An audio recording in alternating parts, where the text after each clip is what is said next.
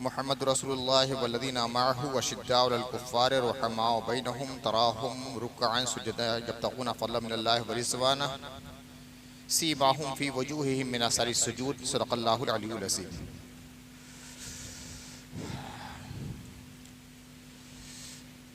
आज ख़िताब करने के लिए तबीयत तो साजगार नहीं थी,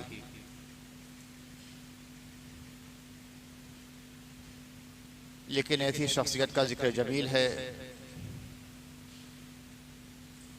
जो वाले के दिलों में नई तवानाई और क़ुव्वत भर देता है।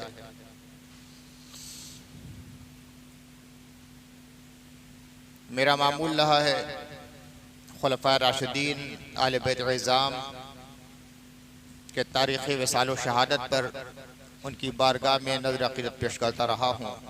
35 साल 36 साल का अरसा हो गया।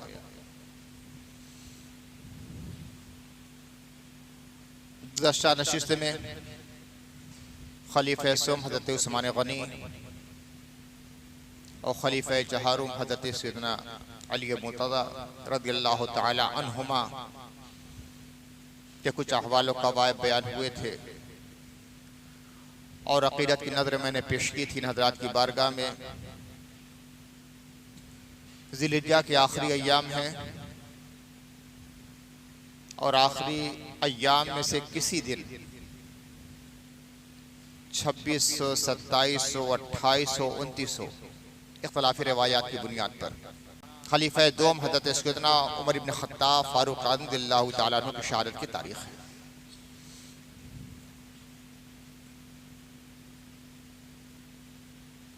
बाबाए कौम हिंद महात्मा गांधी ने एक जुमला कहा था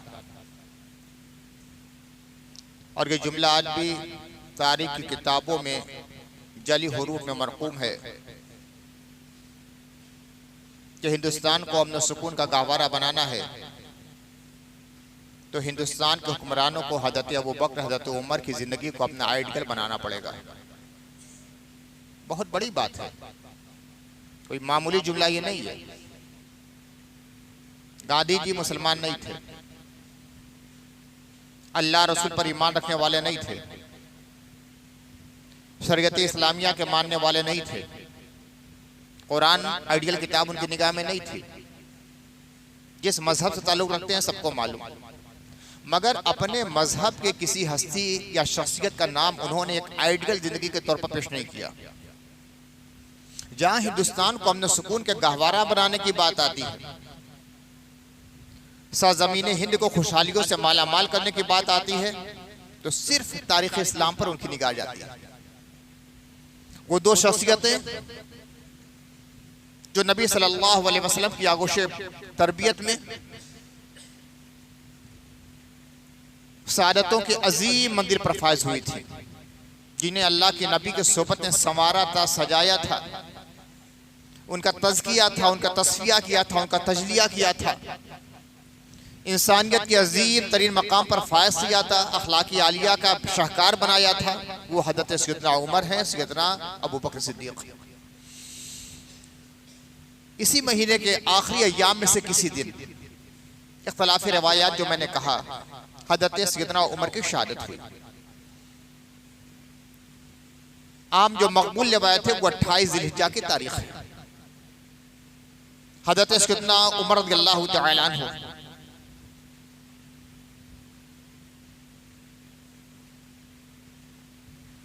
बिअसत नबवी के 7वें साल या 6ठे साल मुसलमान होने वाले, साबिकीन अव्वलीन में होने का इन्हें शरफ हासिल है। वो साबिकीन अव्वलीन इस्लाम कबूल करने वाले अफराद जिनको अल्लाह ताला ने जन्नत की बशारत दी है। वस्साबिक़ून अव्वलीन मिनल मुहाजिरीन वल अंसार वल्लज़ीना तबअहुम बिइहसान।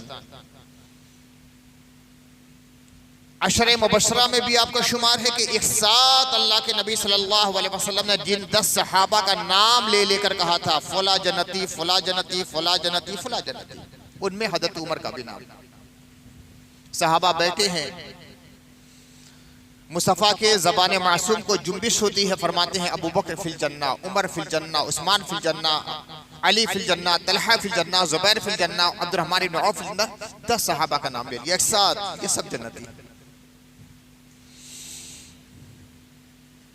रसूलुल्लाह की ज़बान से जन्नत की बशारत मिल जाना बहुत बड़ी बात है। एक तो ये है कि हर सहाबी रसूल जन्नती, फिर इनका इम्तियाज क्या रह गया? तो कहा अशरा मुबशरा, अशरा मुबशरा 10 वो जिनको जन्नत की बशारत, इम्तियाज क्या रह गया? नहीं, नाम लेकर जिसको मुस्तफा ने कह दिया उनकी शान बहुत बड़ी है। ये मालिक जन्नत जन्नत की बशारत दे रहे हैं, जन्नत का टिकट अता कर रहे हैं, सीट इनकी रिजर्व हो गई है। मालिक जन्नत फरमा रहे हैं ये जन्नती, ये जन्नती, ये जन्नती, ये जन्नती। ये बहुत बड़ी बात है, हल्के में नहीं रहना चाहिए। इस्लाम कबूल करने वालों में इनका शुमार किस नंबर पर है? इमाम सुयूती ने तारीखुल खुलफा में 3 अक़वाल लिखे हैं। फरमाते हैं अस्लमा क़दीमन बाद 40 नाज़िलन व 11 इम्रा वक़ीला बाद 39 व 30 रजुला व 30 व 20 इम्रा वक़ीला बाद 45 व 40 नाज़िलन व 11 इम्रातन। 3 अक़वाल हैं। मुहक्किकीन, मुफस्सिरीन, मुहद्दिसीन और तारीख़ नवीसों का एक तरीक़ा रहा है, वो अपनी बात लिखते हैं तो काला और कीला कह के नहीं लिखते, अपनी बात लिख देते हैं जो उनके रुझान में सही रिवायत होती है। फिर उसके बाद कीला ये भी कहा गया, कीला ये भी कहा गया, कीला ये भी कहा गया। किसने कहा है? कभी कभी तो नाम लिखते हैं और कभी कभी नाम भी नहीं लिखते। तो काला फुला कहा जाता है तो एक मजबूत बात होती है, और जब कीला कहा जाता है तो कहा गया है यानी सुनने में ऐसा आया है, तो यह बड़ी हल्की फुल्की बात होती है। तो इमाम सुयूती ने सबसे पहले अपनी बात जो उनके इंदिया में सही रिवायत थी उसको बयान किया। फरमाते हैं अस्लम क़दीमन बाद 40 नाज़िला व 11 इम्रा। फरमाते हैं कि कदीम इस्लाम कबूल करने वाले थे, कदीमुल इस्लाम। इन्होंने 40 मर्द और 11 औरतों के बाद इस्लाम कबूल किया, यानी 51 मुसलमानों के बाद इस्लाम कबूल करने वाले हज़रत उमर रज़ियल्लाहु तआला अन्हु थे। तो आपका नंबर शुमारियात 52वां है, इस्लाम कबूल करने वालों में 52वां नंबर आपका है। फिर उसके बाद 2 अक़वाल लिखते हैं वक़ीला बाद 30 व 30 रजुला व 30 व 20 इम्रा। 39 मर्द और 23 औरतों के बाद इस्लाम कबूल किया, तो यानी 62 लोग इससे पहले इस्लाम कबूल कर चुके थे। तो आपका नंबर क्या हुआ? 63वां नंबर है। फिर एक कौल लिख के करते हैं बाद 45 व 40 रजुला व 11 इम्रा। ये भी कहा गया है कि 45 मर्द और 11 खवातीन के बाद इस्लाम कबूल किया, यानी 56 लोगों के इस्लाम कबूल करने के बाद आपने इस्लाम कबूल किया है। 57वां नंबर आपका है। ये भी बहुत बड़ी बात है। 100 के अंदर जिन्होंने इस्लाम कबूल कर लिया है ये बड़े अजीम तरीन सहाबे किराम हैं। हिजरत से पहले जिन्होंने इस्लाम कबूल कर लिया है वो अजीम तरीन सहाबे किराम हैं। आपके कबूल इस्लाम के बारे में कई रिवायतें मिलती हैं। तारीख़ी कुतुब का मुताला करने वाला कभी कभी जो उसूल से वाकिफ नहीं है, उसूल से वाकिफ नहीं, परेशान हो जाता है। ये वाक़या हुआ कि ये वाक़या हुआ कि ये वाक़या हुआ कि ये वाक़या हुआ। हकीकत ये है कि अलल ऐलान इस्लाम कबूल करने से पहले कई मौक़े ऐसे आए कि हज़रत उमर रज़ियल्लाहु तआला अन्हु के दिल में इस्लाम और ईमान की शुआ चमकी है, लेकिन वो हमीयत जाहिलियत की बुनियाद पर फिर मात पड़ गई। लेकिन अलल ऐलान जो इस्लाम कबूल किया है वो दार अरकम में सफ़ा के पास पहाड़ी हुज़ूर सल्लल्लाहु अलैहि वसल्लम के बारगाह में जाके इस्लाम कबूल किया है। तो कई बार ऐसा हुआ कि दिल माइल हुआ, कभी कुरान की आयत सुनकर, कभी किसी वाक़ये से मुतासिर होकर इस्लाम की तरफ दिल माइल हुआ, मगर फिर वो जज्बा मात पड़ गया। जैसे हज़रत उमर रज़ियल्लाहु तआला अन्हु की खुद एक रिवायत है, वो कहते हैं कि रसूलुल्लाह सल्लल्लाहु अलैहि वसल्लम का ताक़ुब करते हुए मैं एक रात चला, हुज़ूर के पीछे ये पड़े रहते थे, दिन को भी रात को भी। कोई मौका आए तो नुकसान पहुंचा दे, मगर वल्लाहु यअसिमुका मिनन नास, अल्लाह मुस्तफा की हिफाजत कर रहा था। इनका दिल खुद फिर जाता था, घर से इरादा कुछ और। जैसे ही आरिज़े बाके मुस्तफा पर निगाह पड़ती थी इरादा बदल जाया करता था। तो एक रात अल्लाह के नबी सल्लल्लाहु अलैहि वसल्लम के ताक़ुब में घर से निकले, सोचा कि ये मोहम्मद रसूलुल्लाह के मस्जिद हराम में जाने का वक्त है, मैं भी चलता हूँ, हो सकता है कोई मौका मिल जाए। कहते हैं कि मैं चला तो मुझसे पहले अल्लाह के नबी सल्लल्लाहु अलैहि वसल्लम मस्जिद हराम में पहुंच चुके थे। और वहां जाने के बाद अल्लाह के नबी सल्लल्लाहु अलैहि वसल्लम ने क़िराअत शुरू कर दी।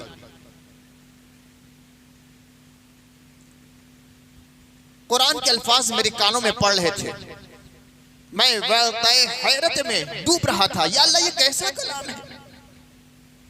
हज़रत उमर रज़ियल्लाहु ताला अन्हु बड़े अच्छे खतीब भी थे, बड़े साहिब ज़बान भी थे, अच्छे शायर भी थे। और उस जमाने में, जिस जमाने में पूरे मक्के में 17 लोग, सिर्फ 17 लोग पढ़ना और लिखना जानते थे, हज़रत उमर रज़ियल्लाहु ताला अन्हु उन पढ़े लिखे लोगों में थे।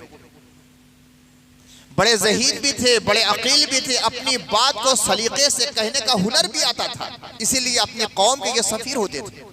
जब कोई मामला पलटा था तो अपने कौम के तर्जुमान नुमाइंदा की हैसियत से इन्हीं को भेजा जाता था। बड़ी अच्छी ज़बान थी, अपने माफी ज़मीर को अपने मुखातब के दिल में उतारने का हुनर जानते थे, यानी कलाम के तमाम रुमूज़ व असरार से वाकिफ थे।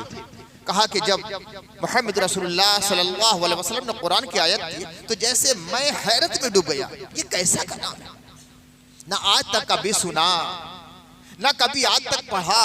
और कुरान की तिलावत क्या कर रहे थे, अल-हाक़्क़तु मल-हाक़्क़ा वमा अदराका मल-हाक़्क़ा।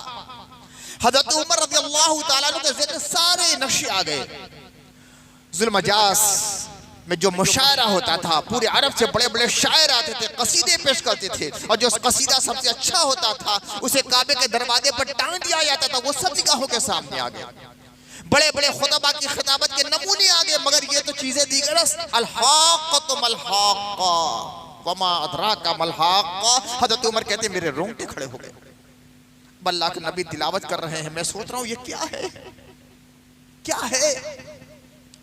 ये कुरैश के लोग हैं, ये मक्के के नुमाइंदा लोग हैं, जो अफ़सहुल अरब अपने को कहते हैं, सबसे फसीह लोग हैं, ज़बानदार हैं, मगर ऐसा कलाम तो कहीं नहीं था। अल-हाक़्क़तु मल-हाक़्क़ा वमा अदराका मल-हाक़्क़ा। जो समझे उस पर भी कैफ तारी हो जाए, जो ना ज़बान जानने वाला भी ना हो उसको ऊपर भी वद की कैफियत तारी हो जाए। वो ग़िनायत है, वो बलागत है, वो फसाद का चश्मा बह रहा है, असर अंगेज़ी की वो रूह है कि हज़रत उमर का दिल खिंचा जाता है। हज़रत उमर कहते हैं ये शायर है, ये नस्र, ये शेर है, ये कवाफी देखो, अल-हाक़्क़ा मल-हाक़्क़ा वमा अदराका मल-हाक़्क़ा, ये तो शेर है। जैसे ही मेरे दिल में ख्याल आया, हुज़ूर रहमत आलम सल्लल्लाहु अलैहि वसल्लम फरमाते हैं, आयत आगे बढ़ती है, वमा हुआ बिक़ौल शायर, ये शायर का कलाम नहीं है। सोचने लगे या अल्लाह, मैंने दिल में सोचा ये शायर मालूम होते हैं, इधर रसूलुल्लाह की ज़बान से निकल रहा है, वमा हुआ बिक़ौल शायर, ये किसी शायर का कलाम नहीं है। फरमाया जाता है कि ये एक निहायत मुकर्रम कासिद का लाया हुआ कलाम है। इन्नहु लक़ौलु रसूलिन करीम। बहुत से लोग इस आयत करीमा के अल्फाज की गहराई तक नहीं पहुंचते, खासतौर से मुल्हिदीन, तो इस्लाम पर बहुत बड़ा एतराज कर बैठते हैं। मैंने जो तर्जुमा किया उसका लिहाज मैंने किया है, और जो इन शुकूक शुबहात और एतराज़ात को नहीं जानते, तर्जुमा ऐसा कर देते हैं कि इस्लाम पे एतराज़ वारिद हो जाता है। इन्नहु लक़ौलु रसूलिन करीम, सादा सादा तर्जुमा किया है, एक निहायत मुकर्रम रसूल का कौल है। इसकी बुनियाद पर ये एतराज़ करते हैं कि ये तो रसूलुल्लाह का कौल है या जिब्रील का कौल है, अल्लाह का कलाम नहीं है। ये मुल्हिदीन का, एथिस्ट का, इस्लाम को ना मानने वालों का ये नजरिया है। जो दहरिया लोग हैं, अधर्मी लोग हैं, इतराज करते हैं। इन्नहु लक़ौलु रसूलिन करीम, ये एक मुशर्रफ, मुकर्रम, मुहतरम, मुक़्तदर रसूल का कौल है, तो ये अल्लाह का कौल कहाँ हुआ। उन्होंने लफ्ज़ रसूल पे गौर नहीं किया है। रसूल का माना होता है कासिद, पैगाम लेकर आने वाला। कोई आदमी आपके पास किसी का पैगाम लेकर आए, उसकी बात को नक़ल करे, वो पैगाम्बर है, कासिद है, तो वो बात दूसरे की है, आपके पास कासिद की हैसियत से आया है। इसलिए यहाँ जिब्रील का लफ्ज़ नहीं आया है, रूहुल अमीन का लफ्ज़ नहीं आया, रसूल का लफ्ज़ आया। रसूल के माने होते कासिद, अल्लाह का कलाम लेकर आने वाले हैं, ये कलाम पहुँचाने वाले हैं। असली कलाम तो अल्लाह ताला का है। सिर्फ लफ्ज रसूल पर अगर कर लिया होता है शक करने वालों ने, इतराज करने वालों ने, तो सारा इतराज रफ होता। इसीलिए मैंने ये तर्जुमा किया, ये एक मोहतरम पैगाम्बर और कासिद के जरिया लाया हुआ कलाम है। हज़रत उमर रज़ियल्लाहु ताला अन्हु कहते, जैसे ही मैंने ये सुना तो मेरे दिल में ईमान का शोला लपका और दिल में पूरी तरह रासिख हो गया। देखिए इब्तिदा यहीं से होती है, लेकिन फिर वही माहौल मिल गया, काफिरों का माहौल, मुशरिकीन का माहौल, दुश्मन इस्लाम का माहौल, मुखालफत करने वालों का माहौल। ये शोला ईमान जो भड़का था मात पड़ गया।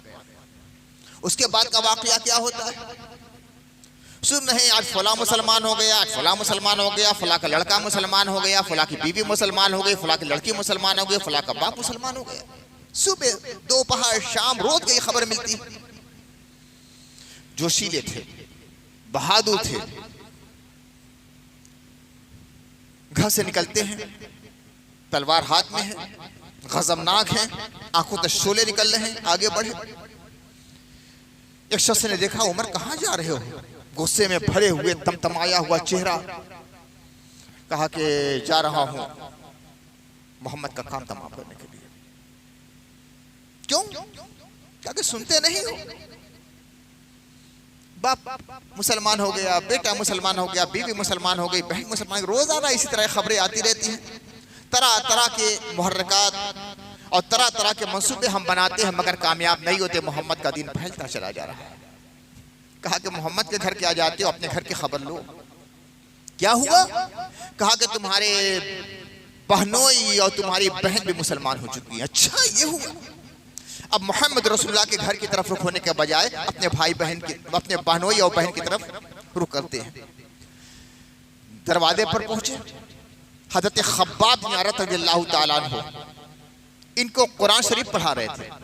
चूंकि ये लोग नए नए मुसलमान हुए थे, हज़रत खब्बाब कुछ पुराने मुसलमान थे, तो कुछ औराक उनके पास थे, और वही सामने रखकर हज़रत फातिमा यानी हज़रत उमर की बहन को और हज़रत सईद हज़रत उमर के बहनोई को कुरान मजीद पढ़ा रहे थे। आयत क्या थी? सूरह ताहा मा अंज़लना अलैकल कुरान लितश्क़ा तज़किरतन लिमन यख्शा। जब हज़रत उमर रज़ियल्लाहु अन्हु दरवाजे पर पहुंचे तो कुछ धीमी धीमी आवाज सुनाई दी। हज़रत फातिमा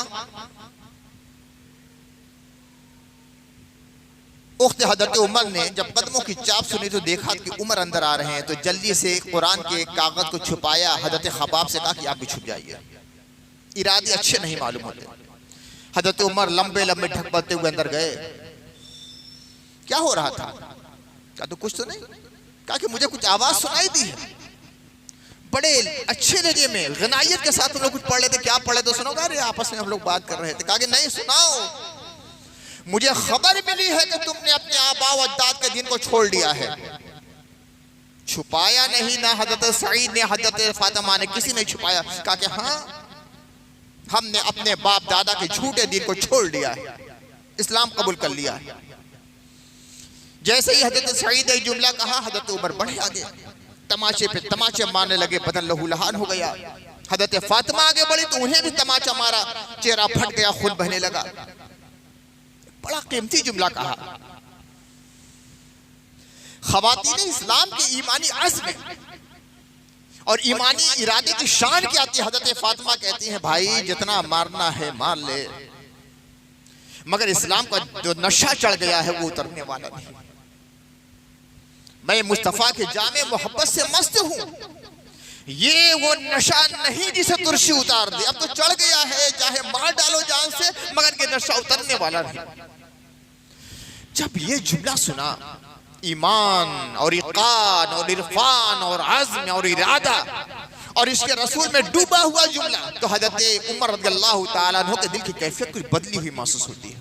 ताकि बहन, अच्छा क्या पढ़ रही थी? मुझे बतलाओ, मुझे पढ़ाओ, मुझे दिखाओ। हज़रत फातिमा ने देखा कि भाई का दिल कुछ पिघलता हुआ महसूस हो रहा है। कहा कि जो मैं पढ़ रही थी और जो मुझे पढ़ाया जा रहा था उसे कोई नापाक नहीं छू सकता। ला यमस्सुहु इल्लल मुतahharun, पाक लोग इसको छू सकते हैं। तुम नापाक हो, हालत शिर्क में हो, हालत कुफ्र में हो। इसके लिए कम से कम गुस्ल करना पड़ेगा, वजू करना पड़ेगा। रिवायतों में आता है कि हज़रत उमर रज़ियल्लाहु ताला अन्हु पाक साफ हुए। अब दिखलाओ, नुकसान तो नहीं पहुंचाओगे? नहीं, नुकसान नहीं पहुंचाऊंगा बहन, मैं जबान देता हूं। हज़रत फातिमा जानती है जबान का पक्का आदमी है, हालत कुफ्र में है, मगर जो कह देगा कभी टलेगा नहीं। जबान कट जाएगी मगर जबान से निकला हुआ जुमला कभी कट नहीं सकता। हज़रत उमर रज़ियल्लाहु ताला अन्हु के सामने हज़रत फातिमा ने कुरान का वो रुक्का सामने रख दिया, वही आयत हज़रत उमर पढ़ते जाते हैं, अश्कों की झड़ी आंखों से लगती जाती है। कैसा कलाम है या अल्लाह, ये कैसा कलाम है। लगता है कि एक एक हर्फ दिल की गहराइयों में उतरता चला जा रहा है, और जब दिल में उतरा है तो कुफ्र की तारीकी कटी, ईमान का नूर आया, हल्क़े कुफ्र से हल्क़े इस्लाम में आए। कहते हैं बहन मोहम्मद कहाँ है, मुझे ले चलो, मैं इस्लाम कबूल करूंगा। हज़रत खब्बाब जो पर्दे के पीछे छुपे हुए थे, उन्होंने देखा कि इनकलाब अहवाल हो रहा है, तो पर्दे के पीछे से आए। कहा कि उमर वाकई तुम इस्लाम कबूल करना चाहते हो? कहा कि हाँ, इस्लाम कबूल करना चाहता हूँ। कहा कि दारे अरकम में अल्लाह के नबी सल्लल्लाहु अलैहि वसल्लम तशरीफ फरमा है, चले जाओ सफा पहाड़ी पर, हज़रत अरकम का मकान है ना, वहीं है। चलते हैं उमर, अभी भी नंगी तलवार हाथ में है, लंबे लंबे डग भरते हुए चले जा रहे हैं। दार अरकम के दरवाजे पर पहुंचे, वहां हज़रत हम्जा रज़ियल्लाहु ताला अन्हु सैयद इस्लाम, शेर इस्लाम, शेर खुदा, शेर रसूल, अम्मे मुस्तफ़ा हज़रत अमीर हम्जा रज़ियल्लाहु ताला अन्हु थे। देखा कि उमर आ रहे हैं, रसूलुल्लाह को इत्तला दी गई। हज़रत अमीर हम्जा ने कहा कि आने दो, तलवार हाथ में है, कहा कि आने दो। अच्छे इरादे से आया है तो इसका इस्तकबाल है, बुरे इरादे से आया है तो उसकी तलवार से उसकी गर्दन काट कर रख दी जाएगी। बड़ा शोर था हज़रत उमर की बहादुरी का, ताकत का, कुव्वत का, तवानाई का, जोश का, वलवले का, हौसला का। मगर अल्लाह का शेर खड़ा है दरवाजे पर, असदुल्लाह, असदुर रसूल खड़े हैं। हज़रत उमर जब सामने आते हैं तो हज़रत हमजा कहते हैं, किस इरादे से आए हो उमर? कहा कि रसूलुल्लाह के कदमों पर सर रखने के लिए। अल्लाह के नबी सल्लल्लाहु अलैहि वसल्लम उमर की आवाज सुनती है, आगे बढ़ो, इस तरह उनका कपड़ा थामते हैं। उमर अला अलैसा मुंतहिया उमर, उमर क्या तुम बाज नहीं आओगे? उमर बाज नहीं आओगे? ताक़ुब करते हुए यहां तक आ गए क्या? जिस तरह वलीद मुगीरा पर जिल्लत और रुसवाई का अजाब आया है, तुम चाहते हो तुम्हारे ऊपर भी अजाब आए? कहा कि नहीं या रसूल अल्लाह, मैं ये नहीं चाहता, मैं तो इस्लाम कबूल करना चाहता। कहा कि पढ़ो। कहते अशहदु अल्ला इलाहा इल्लल्लाह व अशहदु अन्नका मुहम्मद रसूलुल्लाह, मैं गवाही देता हूं कि अल्लाह के सिवा कोई माबूद नहीं, और गवाही देता हूं कि आप अल्लाह के बंदे हैं और उसके सच्चे रसूल हैं। जैसे ही उन्होंने कलमा पढ़ा तो जितने सहाबा वहां थे इतने बुलंद आहंगी के साथ अल्लाहु अकबर का नारा लगाया है कि सफा की पूरी पहाड़ी गूंज उठी है, हर तरफ वो आवाज सुनी गई, दूर तक लोग पूछने लगे या ये क्या हो गया, ये अल्लाहु अकबर की आवाज क्यों? काफिर घरों से निकल गए, मुश्रिकीन निकल गए, मोमिनीन सोचने लगे। पता चला कि आज उमर ने भी इस्लाम कबूल कर लिया है। रसूलुल्लाह ने कहा कि उमर इस्लाम को छुपाओगे? नहीं या रसूलुल्लाह, जब कुफ्र का ऐलान किया तो अब इस्लाम में छुपाऊंगा कैसे? और जाकर अपने इस्लाम का ऐलान करते हैं। हज़रत उमर रज़ियल्लाहु ताला अन्हु की जिंदगी का वो दौर शुरू होता है जो ऐसा ताबनाक दौर है, ऐसा ताबनाक दौर है कि दीगर अंबियाए किराम की उम्मतों में से किसी फर्द के अंदर इतनी ताबनाकी नजर नहीं आती। ये मुस्तफ़ा सल्लल्लाहु अलैहि वसल्लम के सहाबे किराम का खासा रहा। आपका तक़वा, आपकी इबादत, आपकी रियासत, आपकी राय का साहिबुर राय होना, ये सारे वो खसाइस आपके हैं जिसकी नज़ीर नहीं मिलती। अल्लाह के नबी सल्लल्लाहु अलैहि वसल्लम इरशाद फरमाते कि अगली उम्मतों में कुछ मुहद्दिस होते थे और मेरी उम्मत का मुहद्दिस उमर है। मुहद्दिस एक होता मुहद्दिस, हदीस बयान करने वाला, दाल के ज़ेर के साथ मुहद्दिस, और ये मुहद्दिस, मुहद्दिस ये माने होता जिससे गुफ्तगू की जाए, हदीस जिसे बयान की गई हो। इस लफ्ज़ की तशरीह शार बुखारी अल्लामा हजर इब्न अस्क़लानी रज़ियल्लाहु ताला अन्हु कहते हैं फतहुल बारी में कहते हैं मुहद्दिस उस शख्स को कहा जाता है कि मलाए आला के फरिश्ते जिसके दिल पर इल्हाम करते हैं। आम फरिश्ते नहीं, एक जमीन के फरिश्ते हैं। इनसे ऊंचे दर्जे के फरिश्ते आसमान के फरिश्ते होते हैं। उससे ऊंचे दर्जे के फरिश्ते सातवें आसमान से ऊपर के फरिश्ते हैं। उससे ऊपर के फरिश्ते हैं जो कुर्सी के पास रहते हैं। उससे ऊंचे फरिश्ते हैं जो अर्श के पास रहते हैं। और अल्लाह की खास हुजूरी में जो फरिश्ते रहते हैं उन्हें कहा जाता है अल मलाउल आला। तो इमाम हजर इब्न अस्क़लानी कहते हैं कि उस मलाए आला के फरिश्ते अल्लाह के कुछ बंदे के दिलों पर इल्हाम किया करते हैं, दिलों में बात डाला करते हैं और वही उनकी जबान से बिला कद जारी हो जाता है। एक चीज होती है कि हम सोचते हैं, गौर करते हैं, फिक्र करते हैं, किताबों में ढूंढते हैं, उसके बाद कोई बात क्या करते हैं। और जिन लोगों के दिलों पर इल्हाम होता है वो गैर तजस्सुस नहीं करते, अल्लाह ताला के हुक्म से मलाए आला के फरिश्ते उसके दिल में बात डालते हैं और उसकी जबान पे जारी हो जाता है। फरमाते हैं अल्लाह के नबी कि मेरी उम्मत के मुहद्दिस उमर हैं, ये फरिश्ते इनके दिल में इल्हाम किया करते हैं। इसीलिए मुतअद्दिद ऐसे वाक़यात हैं कि अल्लाह के नबी सल्लल्लाहु अलैहि वसल्लम के इस मुक़द्दस सहाबी ने अपनी ज़बान से कहा, कोई राय दी, कोई मशवरा दिया और उसकी तायीद में कुरान की आयत नाजिल हो गई। इनकी बात की तायीद में कई आयतें कुरान मजीद की नाजिल हुई कि इन्होंने कोई बात कही अल्लाह के नबी ने, अल्लाह के नबी से, अल्लाह के नबी सल्लल्लाहु अलैहि वसल्लम की बारगाह में कुरान की आयत नाजिल हो गई। जैसे हिजाब की आयत है, इनके मशवरे से फला व रब्बिका ला युमिनूना हत्ता युहक्किमुका फीमा शजरा बैनहुम की आयत है।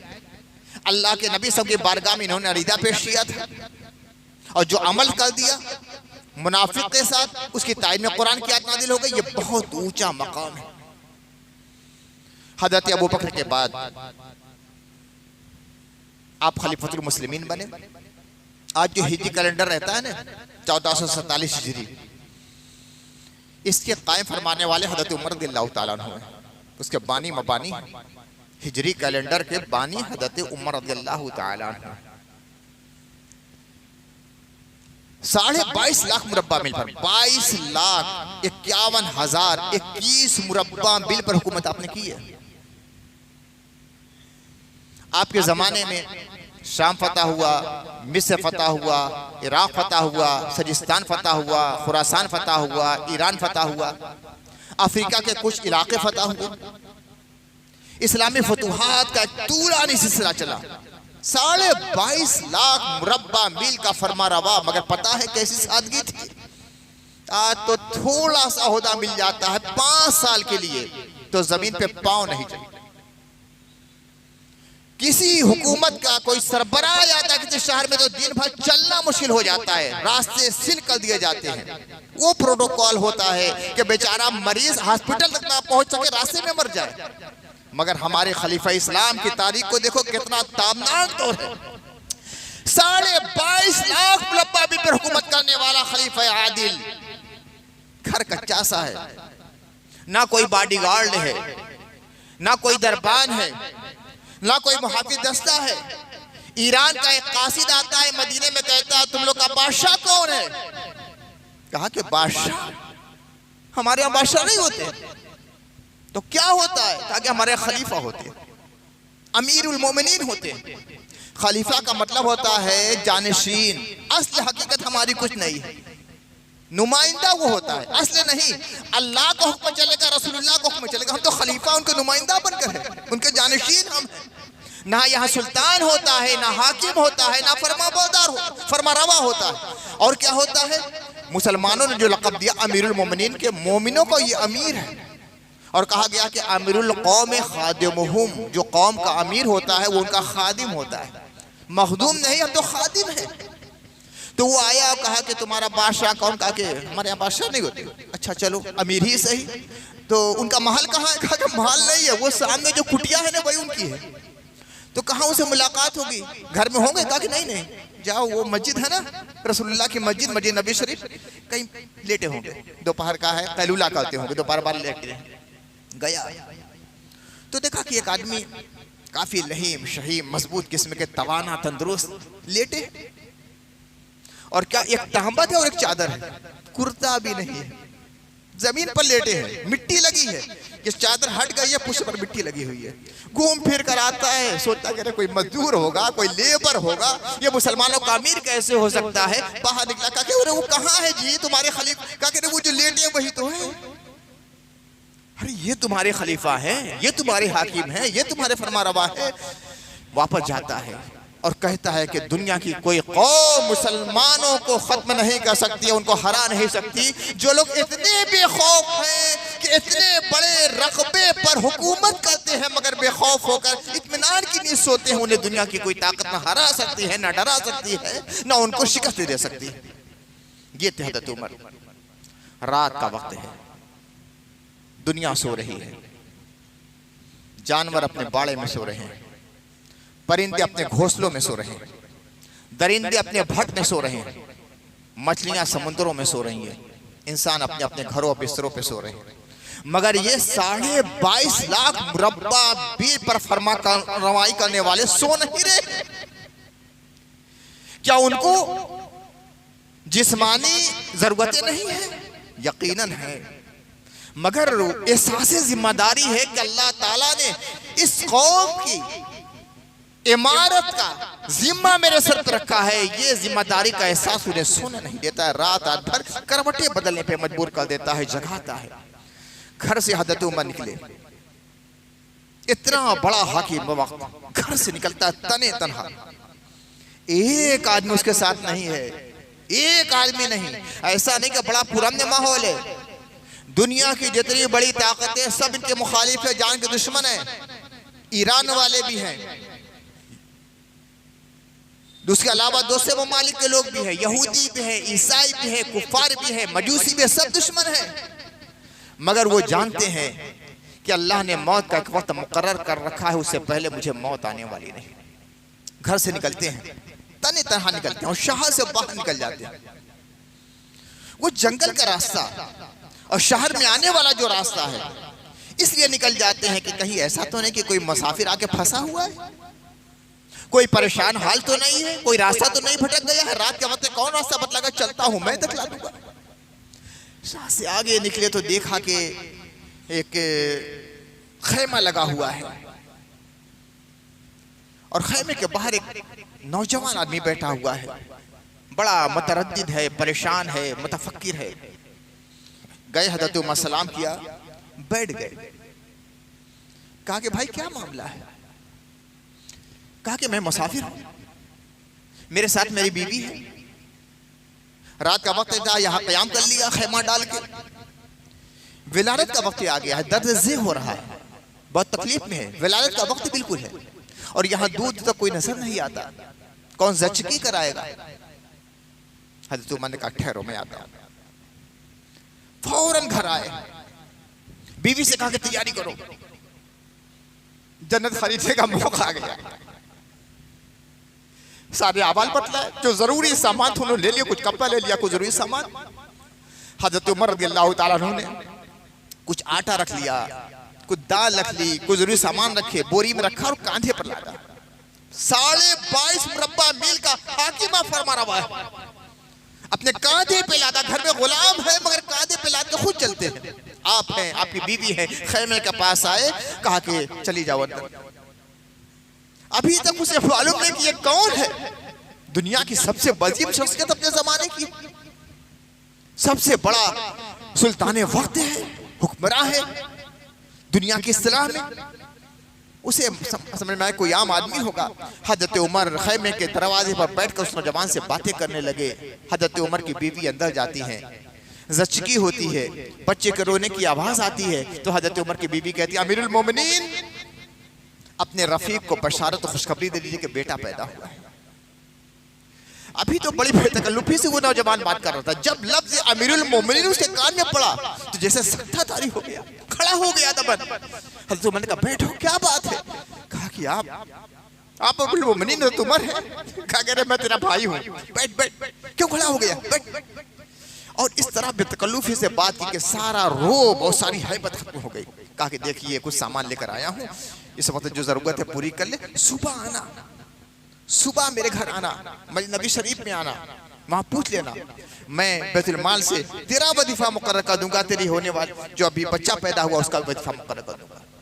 इस शान से हुकूमत करने वाला, इस शान से खिलाफत को उसूल मुंजबित करने वाला पूरी तारीख इंसानी में आपको कोई दूसरा नहीं मिलेगा। यूं ही नहीं कहा था गांधी जी ने, ये सारे वाक़यात उनकी निगाह में थे कि इतना अजीम हुक्मरान वक्त होने के बावजूद कितनी सादा जिंदगी थी, ना कोई बनावट ना कोई तसल्लुत। आलम यह हो गया था कि बैतुल मक़दिस के फतह का जब मौका आया है,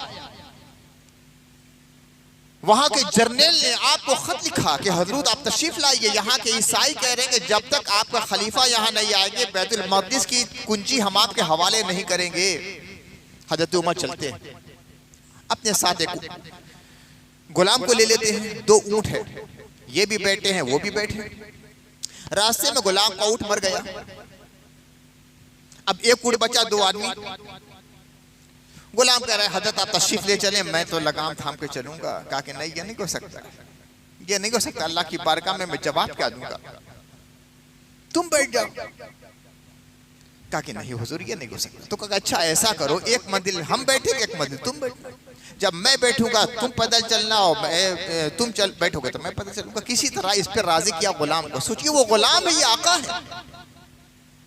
अंदाजे मसावात का जो फारूक आजम कहा जाता है ना, इसी बिना पर कहा जाता है फारूक, हक को बातिल के दरमियान तफरीक करने वाला। अजीब इत्तेफाक कि जब बैतुल मक़दिस के इलाके में कदम रखने का मामला आया तो बारी थी गुलाम की। उतर गया, कहा कि हजरत ये कैसे हो सकता है, ये ईसाइयों का पूरा इलाका है, आप खलीफतुल मुस्लिमीन की हैसियत से जा रहे हैं, कैसे हो सकता है कि आप पैदल चले, मैं ऊंट पर सवार हूं। कहा कि नहीं, बारी मुकर्रर हो चुकी है, तुम सवार रहोगे, मैं पैदल चलूंगा। यहां तक कि बैतुल मक़दिस में जितने पादरी थे, उनके जितने उलमा थे, उनके जो रहबान थे, उनके जो अहबार थे, जो उनके सूफिया थे, देखा कि 2 शख्स आ रहे हैं, एक ऊंट पर सवार है, दूसरा पैदल चल रहा है। तो मुसलमानों से कहा कि ये कौन तुम्हारे खलीफा हैं, जो ऊंट पर हैं या पैदल चलने वाले हैं? कहा कि नहीं, जो पैदल चल रहे वो हमारे खलीफा है, जो ऊंट पर सवार है वो उनका गुलाम है। तारी दे दी, कहा कि हम यही देखना चाहते थे, हमारी किताब में यही लिखा है कि आखिरी पैगंबर जब आएंगे और उनके खलीफा बैतुल मक़दिस पर आएंगे तो इस शान से आएंगे कि ऊंट पर उनका गुलाम सवार रहेगा और खलीफा पैदल चलता हुआ रहेगा। हम यही देखना चाहते थे। बेला खून खराबा के, बगैर मुकाबले के, बगैर जंग के तमाम ईसाइयों ने हथियार डाल दिए। इस्लामी उखुवत, इस्लामी मसावात का ऐसा मंजर हज़रत उमर की शक्ल में देखा कि समझ गए कि दीन हक यही है, इसके मुकाबले में आगे तो हजीमत और शिकस्त और पसपाई हमारी होने वाली है। आप कुंजी दे दी। और बैतुल मक़दिस सबसे पहले फतह जो हुआ है वो हज़रत उमर रज़ियल्लाहु ताला अन्हु के ज़माने में हुआ है। अल्लाह की बेशुमार रहमतें हों, अल्लाह ताला बेशुमार नवाज़िश फरमाए हज़रत सैयदना उमर रज़ियल्लाहु ताला अन्हु पर, और हम लोग को उनके नक्शे जमील के मुताबिक ज़िंदगी गुजारने की तौफ़ीक़ अता फरमाए। उनका जो ज़ुहद था, उनका जो वरा था, उनका जो तक़वा था, उनका जो इश्क़ रब्बानी था, उनका जो हुब्ब इलाही था, उसका कुछ समरा हम तमाम लोग को अता फरमा दे। व आख़िर दावाना अल्हम्दुलिल्लाहि रब्बिल आलमीन।